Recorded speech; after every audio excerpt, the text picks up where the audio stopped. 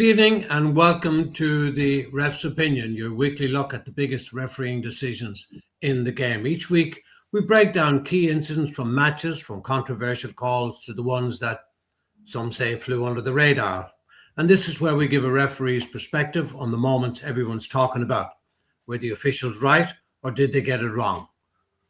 Before we start, I'd like to invite you to make comments to the show. You're more than welcome. There's a little thing on the right-hand side of your screen, the bottom right-hand side of your screen.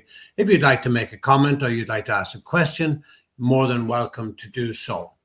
Delighted to be joined once again by my regular guest from the UK, former Premier League referee, former FIFA referee, former head of the PGMOL, that's the Professional Games Match Officials Limited. These are the guys who look after referees in the Premier League and in the Championship, and also the man responsible for introducing goal line technology, which has been a huge success. Keith Hackett from the UK, thanks very much for joining me once again. Great to be back on the show. Thanks, Keith. Now, my goodness, I suppose one incident, although there are a few we're going to talk about today, and also, as I mentioned earlier, if you'd like to comment, and I'm sure you will, everybody else is the no goal in the Arsenal-West Ham game, the goal that was disallowed by the referee and by VAR as well for West Ham. It could be crucial to West Ham. It could send them down to the Championship. It could be crucial to Arsenal. It could win the league for them, but it was hugely controversial. Keith, I'm sure you watched the game. Do you want to start? Yeah, I think that it's interesting, isn't it? Because almost on a weekly basis, you and I and our listeners often make reference to the grappling that's going on in the penalty area that's going unpunished. And you even suggested a change in law to extend what happens at direct free kicks, where near the penalty area, where there's a metre apart, attackers and defenders.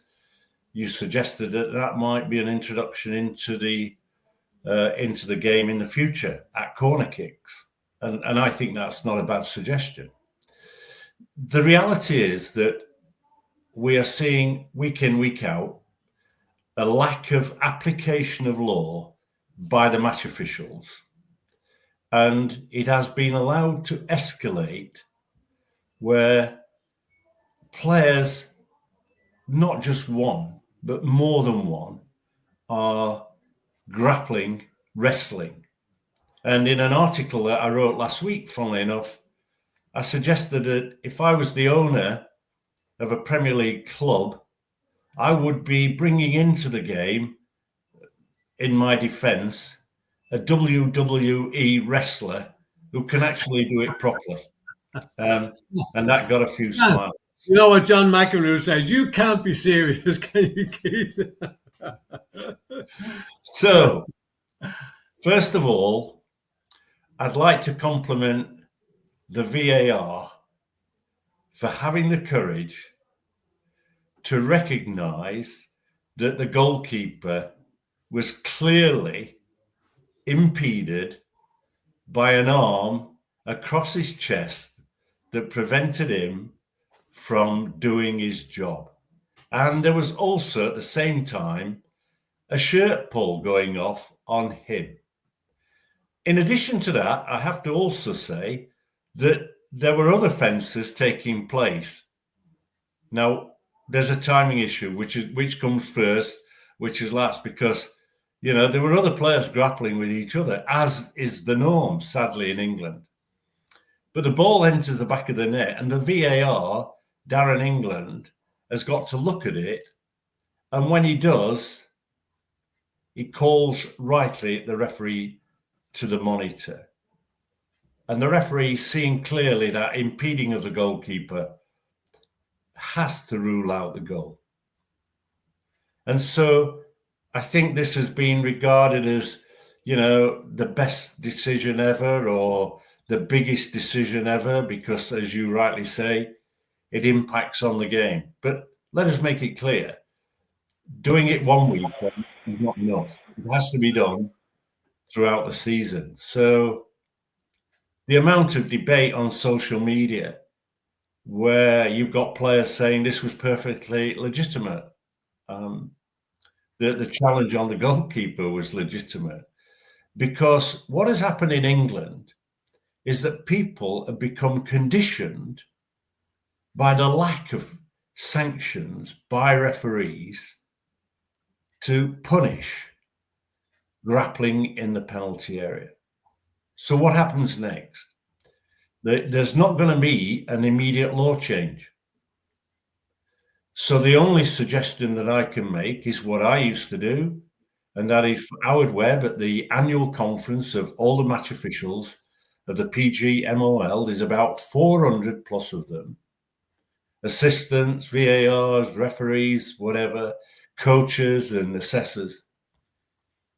He has to define very clearly his expectation, and that is when a player holds, pulls, pushes, impedes, he wants to see a sanction of a free kick or a penalty kick.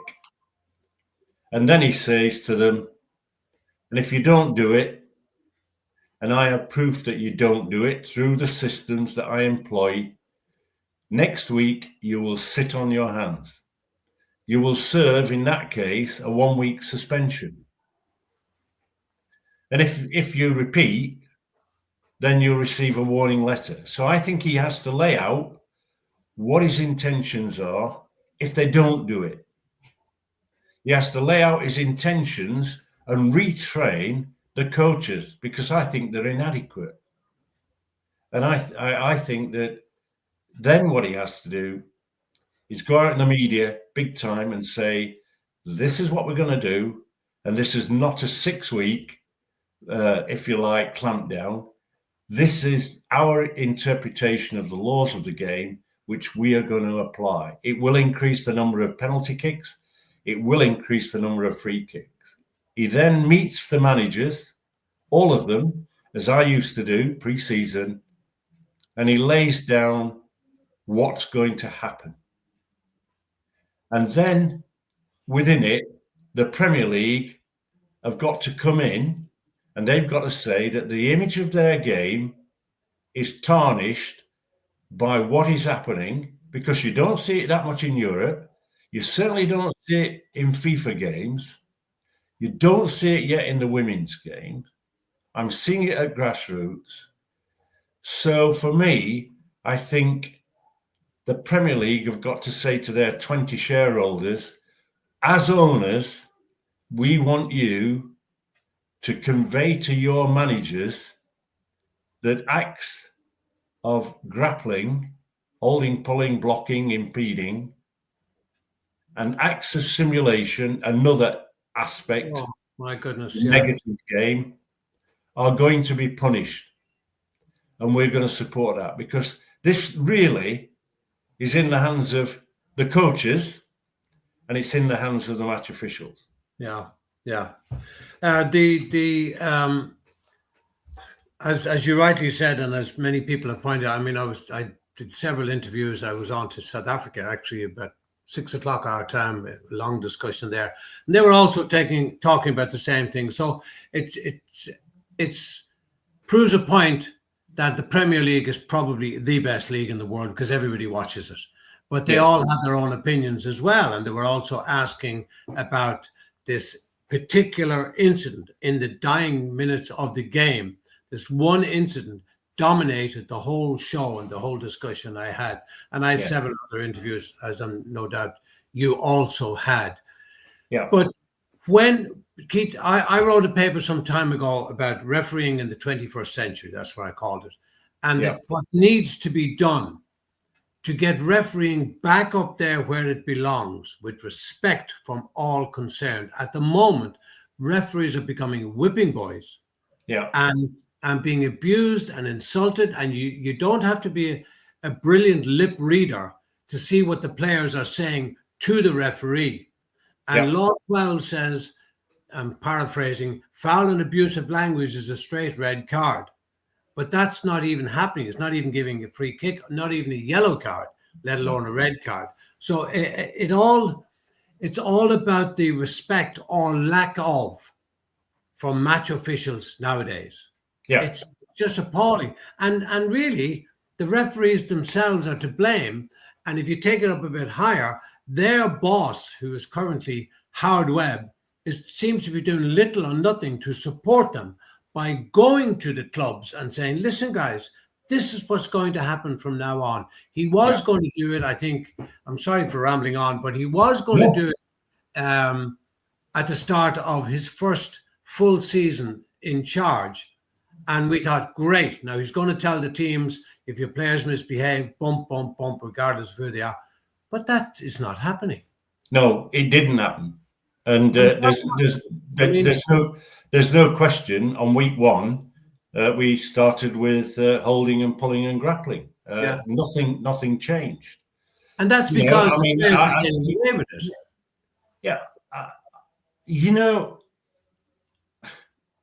as referees, we have to earn respect. And you earn respect by building trust. And the trust is about fairness and application of the laws. And application of the laws in a sensible manner. That is, apply the law.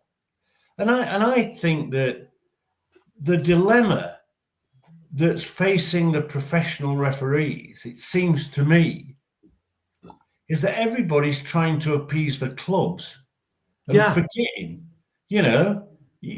if you're a policeman on the street, you gain respect through authority. You gain respect through the ability to communicate effectively. And you gain respect because you're a competent decision maker. Now, what saddens me is I know that group of referees, there may be the odd one that's a poor performer or one that's out of form, I don't know, or one that's suffering an injury. But I know the capabilities of these referees, and they're not fulfilling, in many ways, the expectation that we put upon them. I watched Stuart Atwell. I've been critical of Stuart.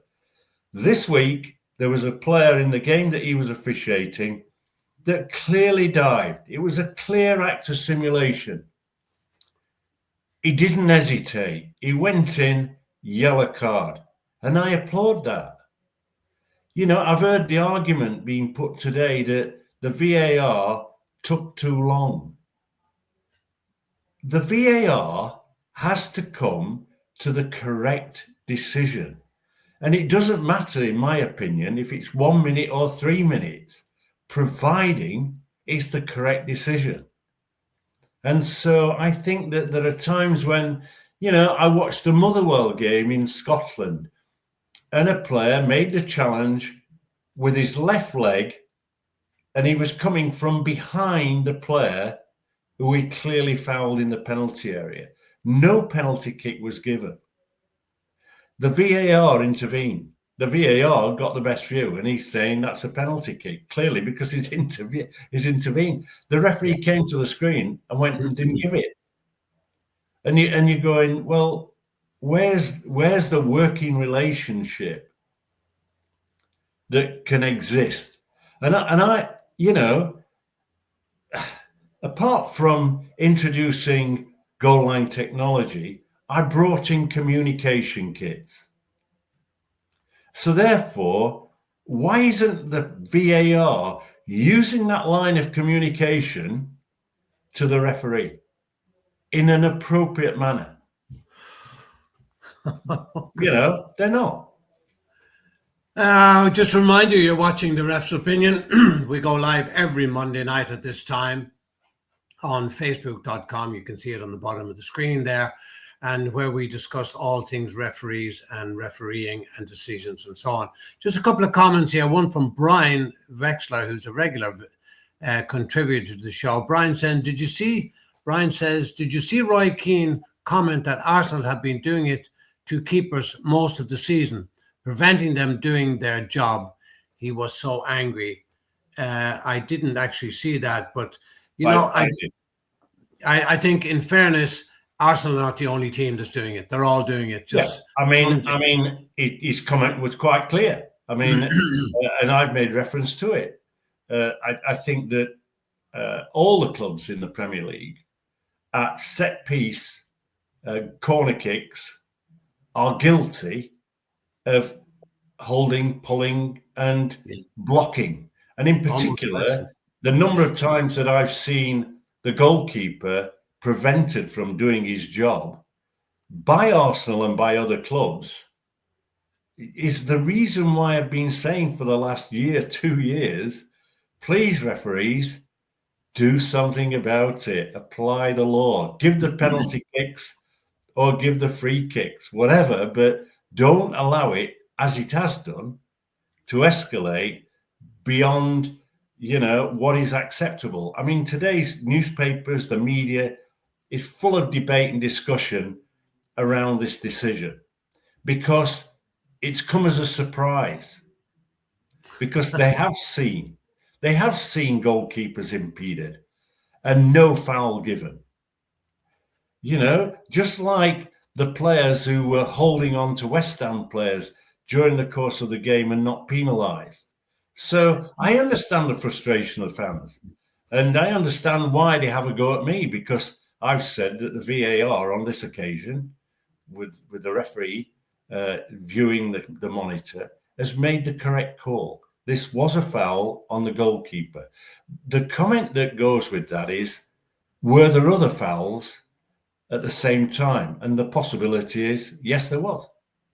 Tommy Breen's also a regular contributor. He says, why do the referees and officials, why don't they, I think he means, stand up and say enough? They are the people who control the game. Good referees make it a better game. Bad referee can screw up a game. So referees need to stand up and say enough. Well, I agree 100%. But what happens when you have a group of professional referees who are employed by the PGMOL, their spokesperson, their boss, should be the one that comes out in the media and makes it very clear what his expectations are. And, this surrounding of the referee when VAR decisions are made, that was covered in the laws of the game when VAR was introduced. So for me, again, it's another, why write the laws if the referees are not going to carry them out? Yeah. So for me, at this moment in time, the man who can make the impact of change on this is Howard Webb.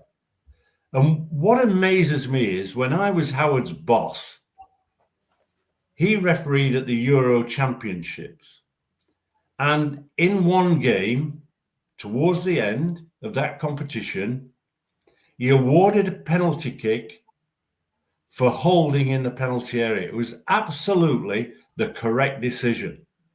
The outcome of that was he faced death threats, and the president of Poland, whose penalty kick was awarded against him, publicly issued threats.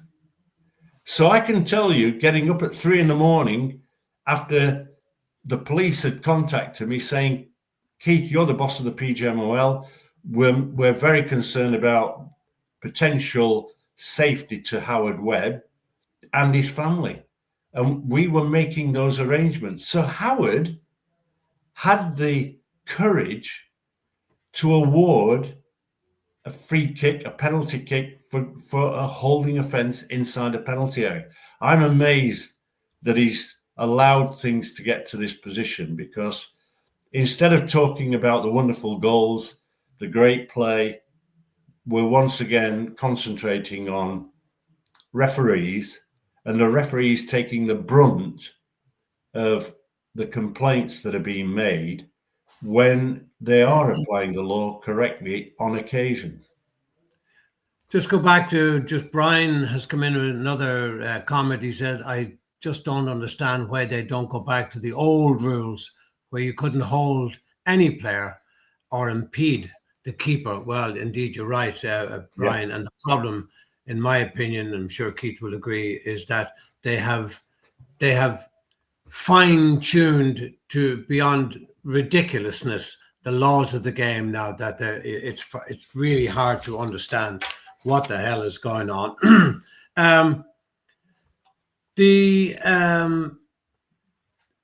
The European game during the week, Arsenal and Atletico, the coaches, Keith, the referee was Siebert from Germany. Mikel Arteta and Simeone from Atletico, miles and miles outside their technical areas. Yeah. I mean, that again is officialdom gone stone mad that they don't deal with these people. Yeah. I mean, look, I know through experience that, the head of UEFA referees, Roberto Rossetti, is very clear and keen that managers, coaches remain in the technical area. The laws of the game draw the lines very clearly for that to happen. And I think it was a bit of a disgrace, really. I can understand the passion. I can understand the need for coaches to get the message across. But at times they run the risk of being in the way of players. Because they're not on the field to play. Yeah. And I thought the fourth official was totally and utterly ineffective. Yeah. And he might as well not have been there because Correct. they weren't doing what they were told. Both coaches were mild. I mean, Jose Mourinho one time when he was at Chelsea almost ran down to the corner flag. Yeah. I mean, I made it quite clear that those things need to be managed and sanctioned appropriately. I watched a video clip. I commentated on it this weekend, where at the end of the Manchester City game, the fourth official, Rob Jones, is walking with Pep Guardiola, and he has his hands across the shoulder of Guardiola. And I've made the comment that, I can remember vividly, I think it might have been Juventus. I'd had Juventus a couple of times in a season, which was very unusual. And on the second occasion, the first occasion was I'd been in Gdansk at the height of the uprising, and Juve were the opponents. And the captain of the team came up and complimented me on my performance at the end of that game. Some months later, I'm back in at Juve to referee.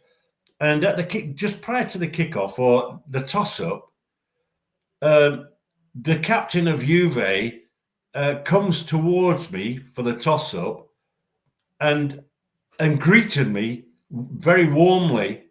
And I moved off the halfway line to shake his hand and accompany him to the halfway line.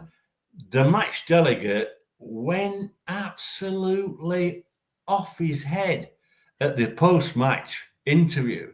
And he's saying, Mr. Hackett, you must always show that you are credible.